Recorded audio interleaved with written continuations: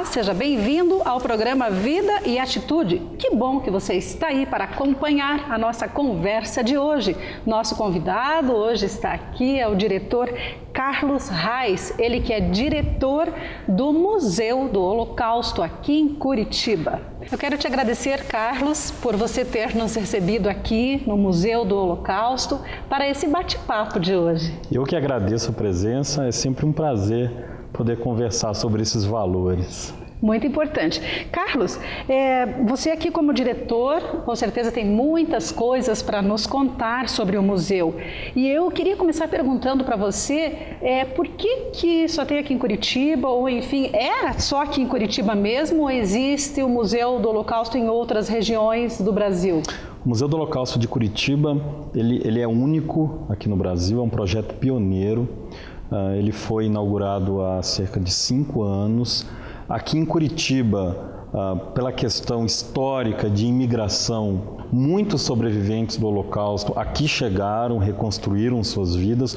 O número é muito menor se comparado a São Paulo e ao Rio de Janeiro, mas existe um número considerável não só de sobreviventes que aqui vieram, mas principalmente dos seus filhos, netos, bisnetos, que aqui no Paraná reconstruíram suas vidas e são hoje cidadãos como outros quaisquer.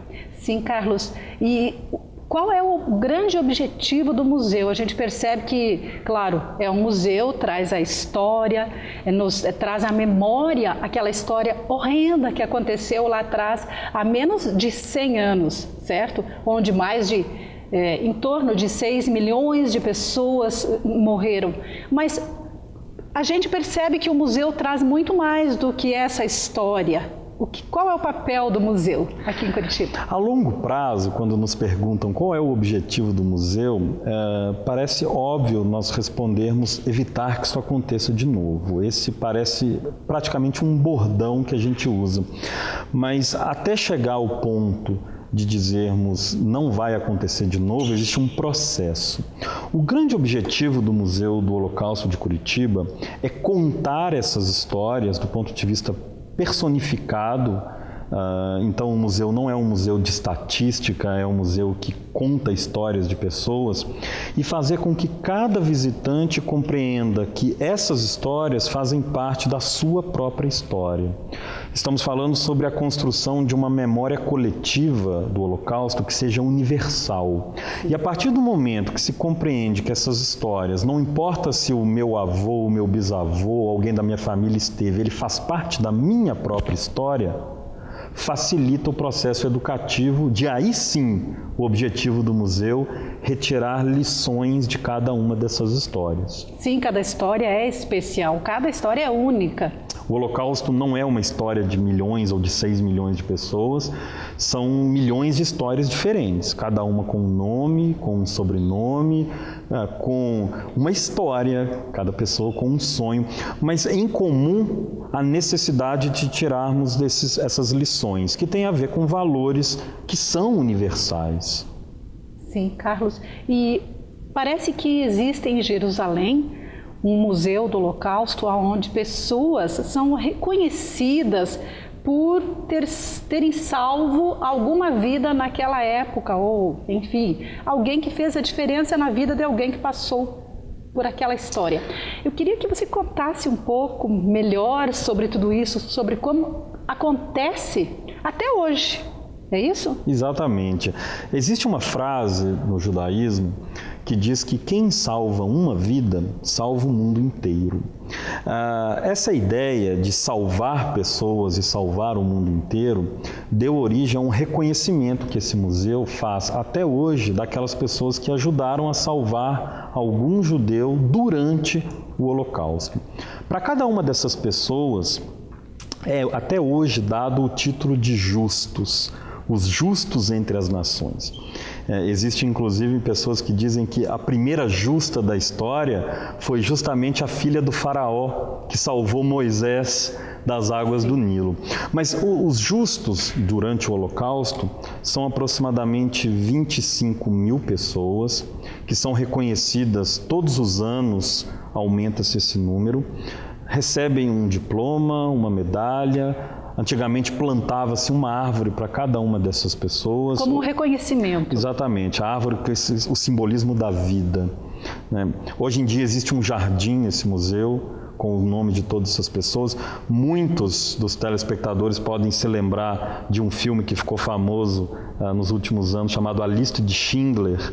O Schindler, esse industrial alemão chamado Oskar Schindler, ele é um dos justos entre as nações. Existem dois brasileiros nessa lista que ajudaram a salvar judeus. Para receber esse título, a pessoa deve ser comprovada essa história através de relatos, entrevistas, pesquisas históricas, de que o responsável por salvar a vida de um judeu não pode ter sido um judeu e não pode ter recebido nada em troca.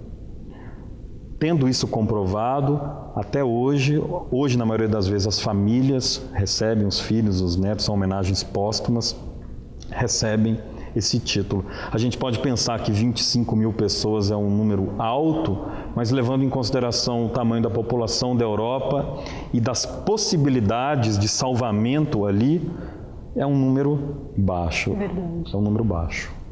E entre esses nomes, tem alguém que você gostaria de falar em específico? Entre todas essas pessoas que foram reconhecidas, receberam esses títulos, tem alguém que você gostaria de falar hoje aqui, da história que você conheceu, que você leu?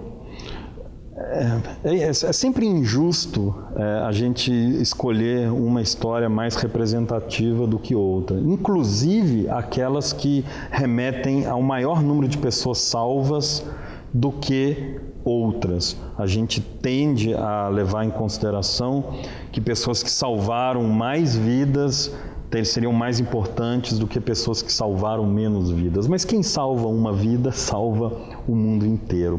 A história da Corrie, que aqui no Brasil as pessoas vão ter possibilidade de conhecer através do livro O Refúgio Secreto, é mais uma dessas grandes histórias. Sim.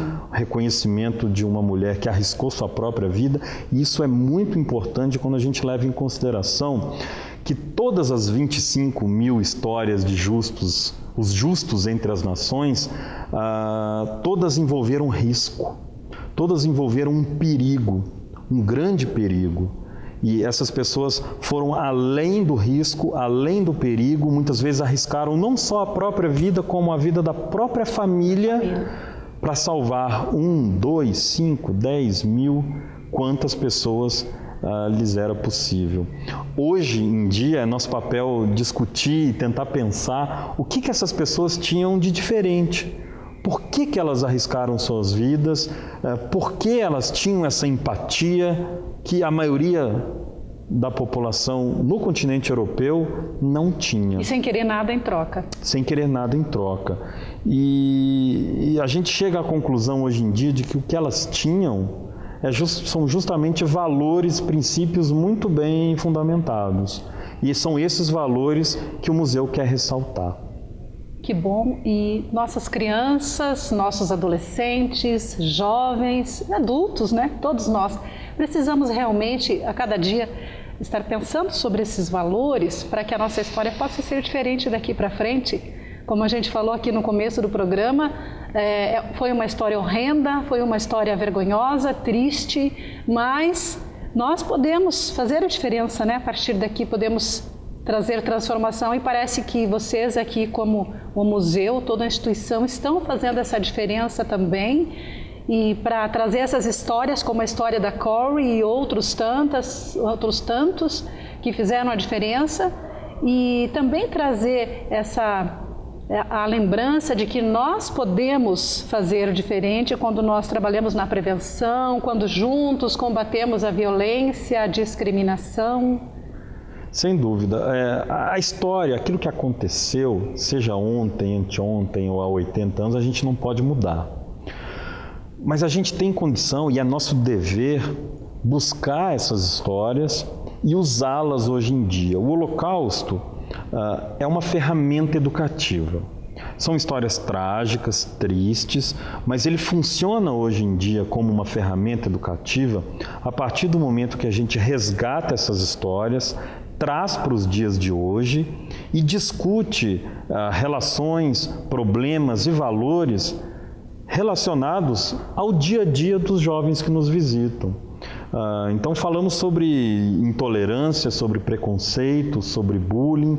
É muito importante levar em consideração que trabalhar o Holocausto com o jovem precisa partir do viés da vida e não da morte, porque quando nós pensamos em Holocausto, nós pensamos em morte, e quando nós pensarmos em Holocausto, nós devemos pensar em vida, porque é através da vida e a partir da vida que nós tiramos as lições que a gente precisa usar dessas histórias. São lições de tolerância, de respeito, de igualdade, de superação, de sobrevivência e de vida. Essas são as lições que a gente quer deixar a partir dessas histórias. Não faz sentido para um jovem hoje em dia que a gente despeje informações e datas e números que não vão ser retidas por esse jovem. Isso precisa fazer sentido na cabeça dele. E quando ele entende que o Holocausto, como nós dissemos no início do programa, faz parte da história dele, e que o Holocausto é um grande exemplo de intolerância, os pequenos exemplos que ele vê e que ele participa no dia a dia vão poder ser evitados. Trabalhar o Holocausto com o jovem significa trabalhar valores, trabalhar ética, ajudar a plantar uma sementinha de princípios que em determinado momento da vida dele ele vai poder usar. Se ele sai de dentro do museu confuso, sem saber a data exata, se foi o Hitler, se foi o Himmler, se foi o Goebbels, se foi 1930 e 40, isso é o menos importante. A mensagem é lembrar dessas histórias, não esquecê-las, porque a história é cíclica. E se acontecer uma vez, pode acontecer novamente, e acontece em pequenos exemplos todos os dias. É verdade. E a vida é preciosa demais, não é verdade? Por isso precisamos nos unir para levar adiante tudo isso que está acontecendo aqui. Bom, nós vamos para um pequeno intervalo e já voltamos. Fique ligadinho conosco.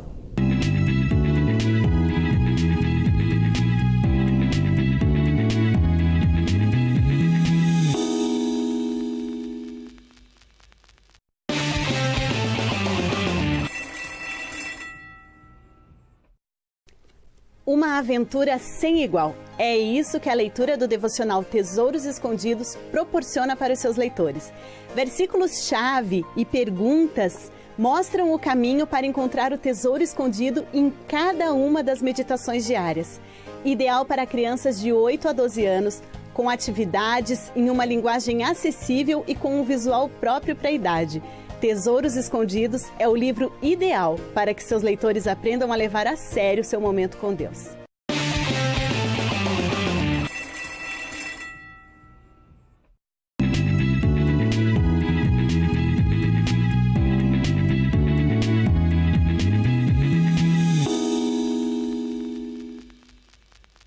Estamos de volta com o programa Vida e Atitude. Que bom que você está aí acompanhando conosco a conversa aqui com o Carlos Reis, que é diretor do Museu do Holocausto.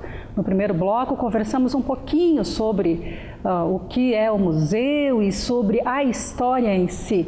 E agora eu queria saber de você um pouco mais, Carlos, sobre todo esse complexo que tem aqui, porque a gente percebe que não é apenas um museu. Conta para nós um pouco mais. Esse complexo onde está localizado o Museu do Holocausto de Curitiba faz parte do espaço comunitário que é preenchido pelas instituições ligadas à comunidade judaica de Curitiba. Ao contrário da maioria das comunidades no resto do Brasil, aqui em Curitiba, boa parte dessas instituições estão concentradas no mesmo espaço. Então, são instituições religiosas, que é o caso da sinagoga, instituições educativas, instituições de direitos humanos, algumas instituições sociais e o museu. O museu ele é a única instituição dentro desse complexo que tem um viés diário e exterior à própria comunidade. Existem organizações aqui dentro que também fazem trabalhos externos, mas o museu é aquele que recebe visitantes, que tem as portas abertas durante a semana. Essas instituições, elas não estão ligadas diretamente, mas acabam compartilhando esse espaço por estarem relacionadas com a comunidade judaica aqui em Curitiba. Então, o museu ele é aberto a partir de que idade? Só para a gente poder informar para os nossos telespectadores. O museu recebe visitantes a partir de 12 anos. E essa é uma pergunta muito interessante que nos dá a oportunidade de explicar por quê. O tema Holocausto, ele pode e deve ser trabalhado com crianças bem menores. E existem exemplos espetaculares do ponto de vista pedagógico do trabalho sobre o Holocausto com crianças de 6, 7, 8 anos dentro de sala de aula ou em outro espaço. O museu recebe jovens a partir de 12 anos por uma concepção do espaço, uma concepção museográfica. Então tem a ver com a exposição. Diferente do que a maioria das pessoas pensa, de que seria uma limitação pelo teor, pelo tema ou pela profundidade de se falar sobre o Holocausto. Então existe uma diferença entre visitar o museu, e a maioria dos museus do Holocausto no mundo trabalham com essa perspectiva de 12, 13 anos para visitar o museu, mas ao mesmo tempo ajuda, encoraja e auxilia professores, como é o caso do Museu do Holocausto de Curitiba, a trabalhar esse tema com crianças, jovens, menores, mas em outro ambiente. Entendi. Então, daí tem o museu, então tem o museu também, porque você falou em algum momento aqui que vocês trabalham fortemente também na educação. Exatamente. Né? Tem uma escola? Existe uma escola dentro do complexo da comunidade, mas dentro do museu existe um departamento de educação que promove cursos para professores sobre o tema do ensino do Holocausto em sala de aula e também cursos sobre propaganda nazista, sobre antissemitismo, que são ofertados a cada semestre, alguns com algumas aulas, algumas semanas, outros com poucas aulas. Isso sempre é divulgado pelo museu abertamente no início de cada semestre. Sim, e o que mais que tem no complexo? No complexo existe um clube social.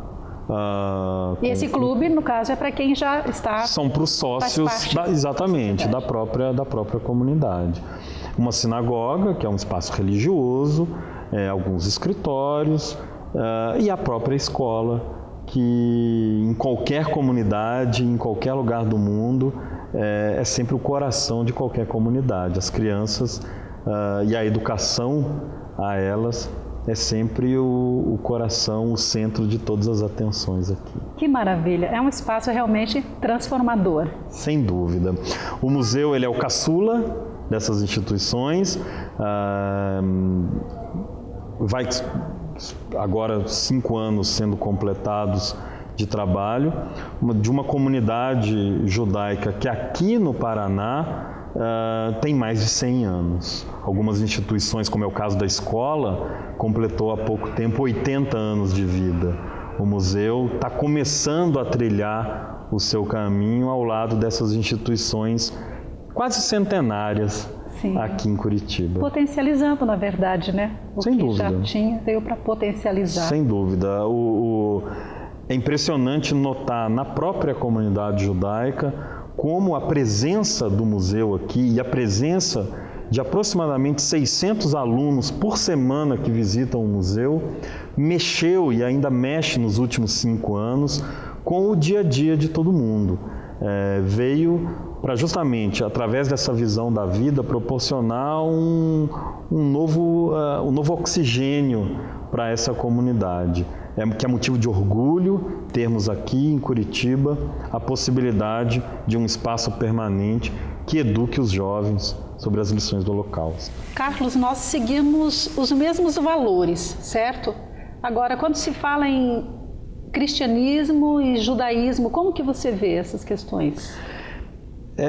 Nós temos visto nas últimas décadas um aumento desses tipos de diálogos interreligiosos entre judaísmo e cristianismo que nos enche de esperança e de alegria. Nós compartilhamos os mesmos valores e toda e qualquer parceria que seja feita para proporcionar a educação a respeito desses valores relacionados à vida, à paz, ao amor, são sempre bem-vindos. As parcerias são vistas em vários campos. Aquele que me traz mais consequências positivas e me traz mais orgulho em participar são as parcerias educativas que visam atingir jovens, crianças, adolescentes a respeito desses valores.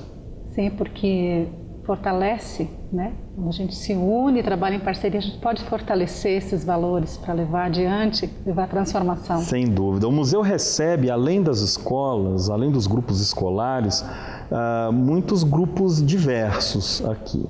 E não é incomum recebermos grupos cristãos. E que também muito nos honra a presença. Grupos religiosos diferentes, que têm em comum a necessidade de trazer os seus fiéis, de trazer os seus participantes dos seus cultos, para que conheçam as histórias do Holocausto. Então é muito comum e por diversas vezes, durante esses 5 anos, o museu fez visitas especiais e continua fazendo visitas especiais para todos os grupos que nos procuram, que sempre aumenta a cada ano. Que maravilha, que bom quando a gente pode se unir, né? E chegar antes. Como falamos na prevenção, sempre vale a pena chegar antes que o mal aconteça. Então... Sem dúvida, sem dúvida. A nossa ligação com a terra de Israel, com a terra de Jerusalém, é mais um ponto que nos une e que nos faz tirar a partir desses pontos em comum, aí sim, o trabalho baseado nesses valores. Como eu falei que o Holocausto é uma ferramenta educativa, outros eventos históricos, outros posicionamentos também podem ser usados como ferramentas educativas. A ligação com a terra de Israel, com o Estado de Israel, com Jerusalém, nossa capital, também é um ponto importante e dali podemos tirar lições, valores, projetos educativos, projetos pedagógicos, sempre importantes para fortalecer esses diálogos e essa relação entre o cristianismo e o judaísmo, sempre muito importante. Que bom. Carlos Reis, bom, nosso programa já está chegando ao fim e a gente quer agradecer pela conversa de hoje aqui com você. Com certeza aprendemos muito. Eu que agradeço, é sempre um prazer e aproveito para convidar a visitar o museu. Basta entrar no nosso site, que é o www.museudoholocausto.org.br, fazer o agendamento de uma visita. As visitas são gratuitas e para aquelas pessoas que não têm a possibilidade de estar aqui em Curitiba, é possível ali dentro do próprio site fazer uma visita virtual, conhecer um pouco do nosso espaço ali pelo computador, pelo tablet, pelo smartphone. Qualquer questão relacionada ao Holocausto, basta entrar em contato com a nossa equipe, que está disposta a ajudar, desde que o momento em que tornamos referência para esse tipo de assunto aqui no Brasil vai ser sempre um prazer. E não saia daí, no próximo bloco estaremos conversando com Edilson Freitas. Até daqui a pouquinho.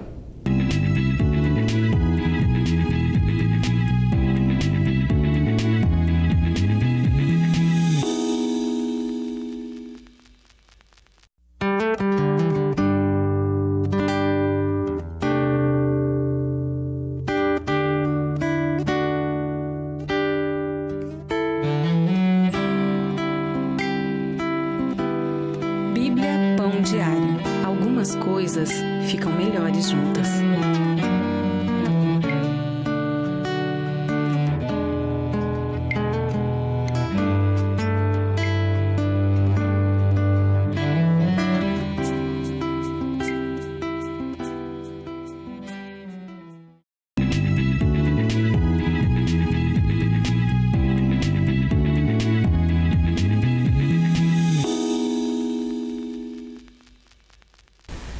Olá, estamos de volta com o programa Vida e Atitude.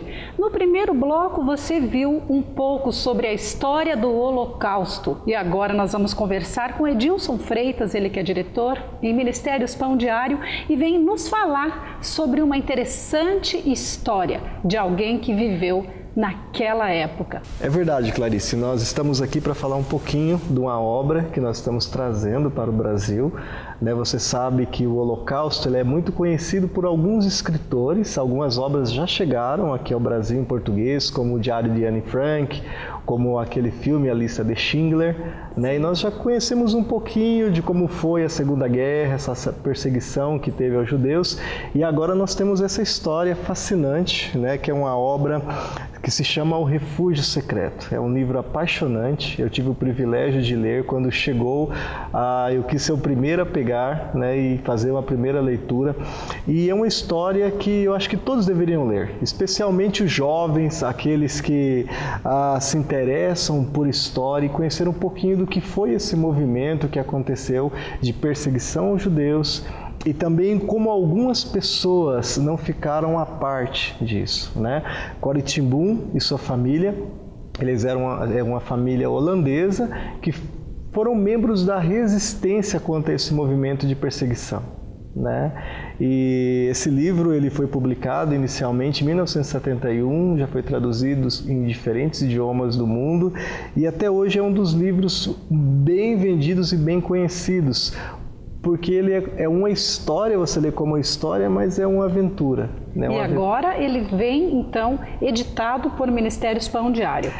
Dentro da nossa missão de tornar a sabedoria, conhecida a todos, a sabedoria da Bíblia, esse livro ele traz essa perspectiva de valores cristãos que são passados, que trazem da Bíblia para a pessoa e pessoas transformam o mundo. Corrie ten Boom, para você ter uma ideia, quando ela foi levada para os campos de concentração, ela tinha apenas 51 anos. Mas ela passou por todo aquele movimento, tem várias histórias fascinantes que eu não vou contar, porque todos deveriam ler esse livro, mas ela também é muito conhecida por depois, tudo que ela fez depois de que passou aquele movimento. Ela esteve em diversos países do mundo, mais de 60 países do mundo, falando de conferências e relembrando esses fatos, de como foi a perseguição aos judeus, como foi os campos de concentração, como nós não devemos nos calar ao ver a injustiça. E como servos de Deus e agentes transformadores, como nós devemos se portar frente à violência, frente a situações que prejudicam a vida dos nossos semelhantes.